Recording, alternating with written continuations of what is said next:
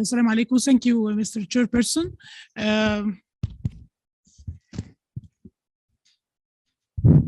Thank you, Mr. Chairperson. أشكر اللجنة المنظمة لدعوتي للويدا. يعني طبعا this is a topic for our vision to the future. على عكس الواقع يعني اللي موجود, but hoping إن ده يبقى إن شاء الله في المستقبل القريب يعني.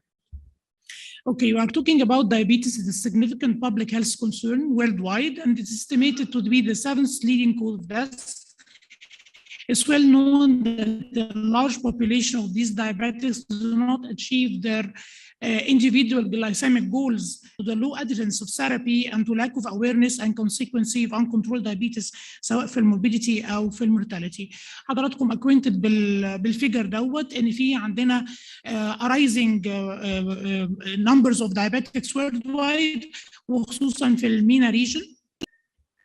Then what about the chronic care of a chronic disease? There is what's known as a chronic model for the treatment of diabetes وبعض chronic diseases, and this chronic model, it emphasizes the person-centered team care. يبقى في team مسؤول عن patient integrated. This team will be integrated long-term treatment approaching to diabetes morbidities and all the time. The chronic care model involved many subjects موجودين. أنا عندي community أنا عندي health system وكلهم في الآخر they will improve the outcome of my diabetic patients.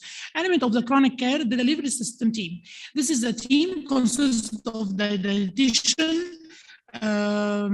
the endocrinologist surely, the pharmacist, and then all the team, they are collaborating for the patient health, application of diabetes, what about his target, how can he care of himself, and then the decision support to the doctors.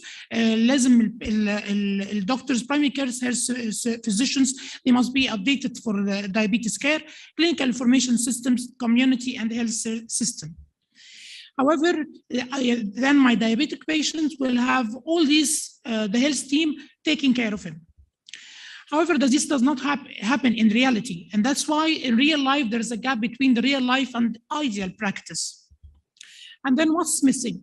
A large population of diabetics do not have access to the specialist care in underdeserved area. Despite the progress of the available therapies, the patient still does not have, they cannot do their management plan, and the patient engagement in treatment plan is not present. The continuous glucose monitoring data management is not present. School-based diabetes for young youth and type 1 diabetics, behavior therapy for people with diabetes and their families. This could not be done by the chronic model. And then here comes what's known as telemedicine and telehealth. What's telemedicine? It's the use of telecommunication and information technologies in order to provide a clinical health care at a distance. It helps eliminating the distant barrier and improve the access to the medical health services. How can we do it? Communication service might be two-way videos, email, texting, smartphones, tablets, wireless monitoring. And thus, what's the importance of the telehealth here? It provides the specialty care that is convenient for the patient. It offers the vital support for the primary care physicians. It's part of it is that educational programs for them, and it will help decrease the cost of the care to improve the patient's outcome. It supports the population health in underdeserved area and provide interactive distant education for the providers to improve the quality care. And then the telehealth, under it, the taxonomy of the telehealth, there is teleeducation, telemedicine, and patient portal. The telemedicine, there is an interactive patient care, a remote patient monitoring, storing of the patient information. Development of telehealth in the diabetes, maybe about 20 years ago, but however, in 2016, there was a pilot study in the United States and Australia regarding type 1 diabetes. They are having a program for these young diabetics. Regarding the team, I will explain it afterwards. They were discussing the control of the blood glucose with different team regarding using the teletechnology. However, and also at academic centers in the USA, the healthcare outreach programs, mainly the program was for the primary care providers with how the primary care provider can contact the diabetic specialist for remote consultation systems. In 2018, the telemedicine requirement to build environment in the hospitals, hospital guidelines and outpatient guidelines for these telehealth, the requirements included the size of the space, the privacy in the room in the hospital, the lighting, the interior surface, the identification and the storage equipment. 2019, a consensus endorsed by the American Diabetes Association and Advanced Technologies and Treatment of Diabetes defined new strategies for assessment of the glycemic controls in the telemedicine system. Measure the blood glucose, transmission of the data to be analyzed, and then remotely to the endocrinologist who will make the decision, and surely it will improve the outcome. How can be transmitted? Time interactive services. Telehealth required the virtual visits by the patient. The visits will be regarding the telemedicine. It will provide the opportunity for the community. How can the patient connect with the doctor at any time? Access to the medical records for the doctors, remote monitoring, outline education, online education for the patients, for the healthcare providers, and then tracking of the patients. What is the benefit of the telemedicine? Lifestyle modification. The message used including regular phones, video calls, virtual education sessions, and virtual physical exercise sessions. The meta-analysis of different studies using these modalities showed that the effect lasting between 3 and 12 months employed telemedicine lifestyle modification. A1C was reduced by 0.3% and weight was reduced by 0.6 kilograms. The glycemic control, users assess their current glycemic control, adjust the therapy, using the continuous glucose monitoring reports. And then also the smart pens, the device automatically recording the amount, timing of insulin application, wireless transmitted information to the mobile application can help the user to keep track of the previously administered insulin dose, administration time, collecting data to be transferred for healthcare provider to improve the outcome. And then also decision support system for insulin therapy, outpatient setting supporting the patient virtually, especially for vulnerable people who cannot reach the doctors, elderly mainly. And then also the tele-diabetology in diabetic care, food monitoring of diabetic foot ulcers by self-performing diabetic foot temperature assessment. The proposed system consists of a thermal camera connected to a smartphone, which used to acquire the thermal image. This image, as shown here, the red light, the red color, if the temperature is more than 2.2 degrees Celsius, representing the temperature difference, this can indicate the possible development of an ulcer.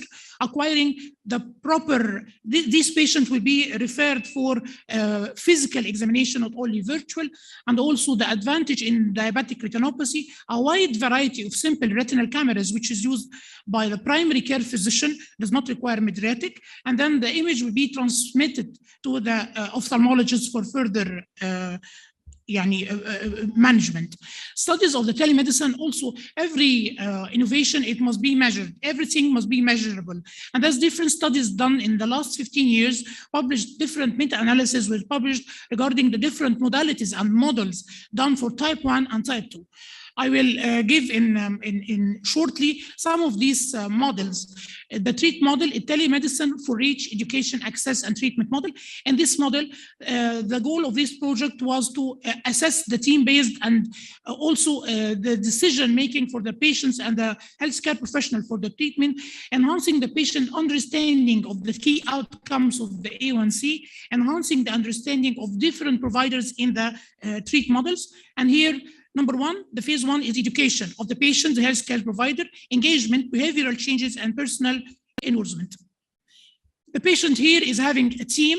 The team consists of his doctor, and then an indicator nurse, which is always on the side of the patient, and then the endocrinologist. And their slogan was, together, everyone achieves more.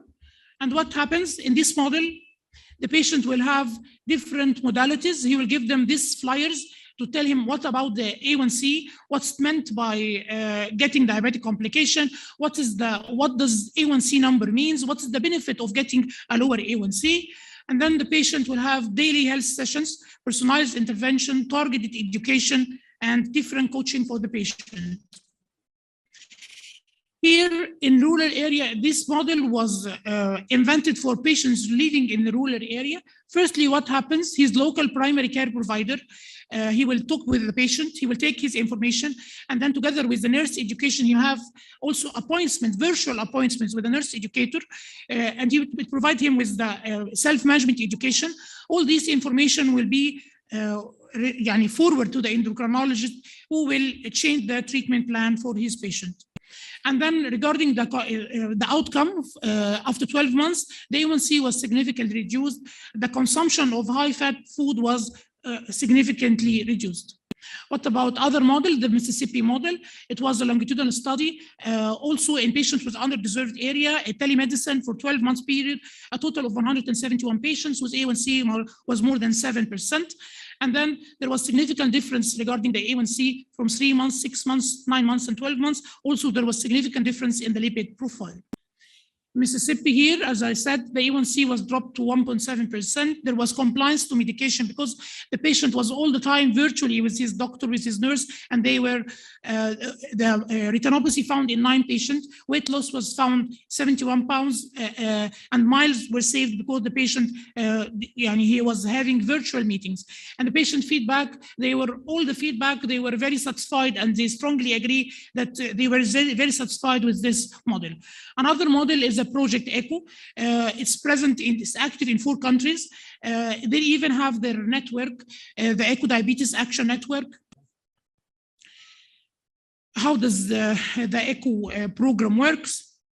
The ECHO program, the primary care provider delivered the care to type 1 diabetes and type 2 diabetic patients, real-time provider assistance and challenges, medical decision and making issues, healthcare navigation through the support of multidisciplinary team. Also, all these models, they are having the same, it's a little bit the same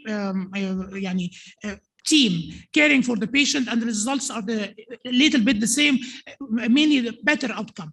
What about the Jocelyn Home model? The patient here built their team. It's a little bit different from the other models because here the patient is having different names for his doctor, for his nurses, for his care professional endocrinologist. He can build his team. Meanwhile, the patient can change any member of his own healthcare circle at any time. The patient will have a box containing the weight scale, the blood pressure cuff, cellular glucose meter with unlimited strips.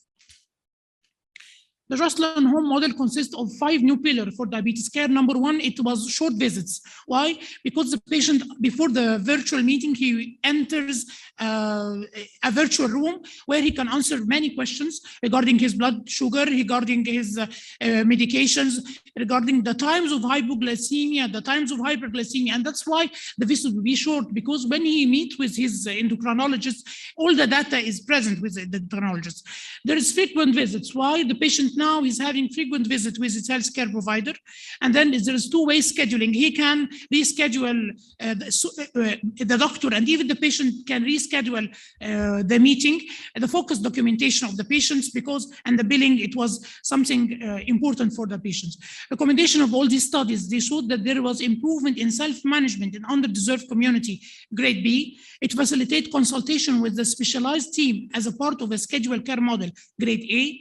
It improved the clinical outcome of type 2 diabetes, including the decrease in A1C. It was grade A. It improved the glycemic control and consequently the cardiovascular risk factor for type 1 and type 2.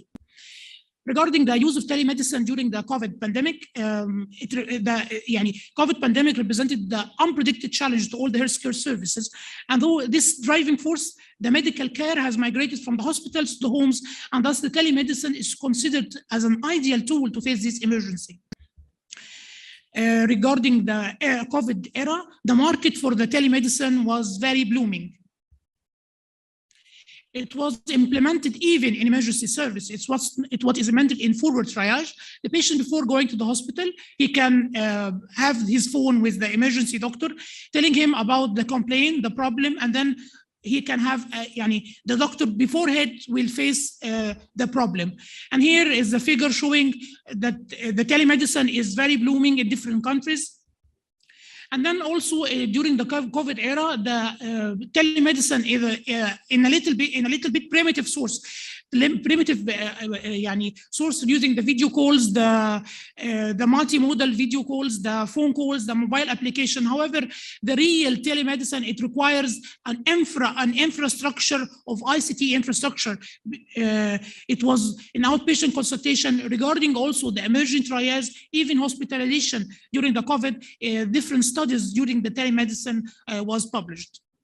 And that's why the telediabetology, there was observation screening for retinopathy, screening, food ulcers, risk calculation, documentation of the glucose diaries, continuous glucose monitoring, smart pens, interventions regarding decision making. And in short, what about conclusion? Telemedicine is something very new. We required it it's required for our diabetic patient. It requires an important infrastructure regarding the hardware, the software, the ICT. It's something like artificial intelligence is very important in this issue. In the future of this telemedicine, regarding the smart pens, the tele-education for the nutrition, as you see here, the market is blooming. The challenges, telemedicine requires the governmental approval, infrastructures, the education of the patient, the education of the caregivers, because using the low-income countries or poor countries, they do not have these infrastructures. Hoping we'll see it in the near future. Thank you so much.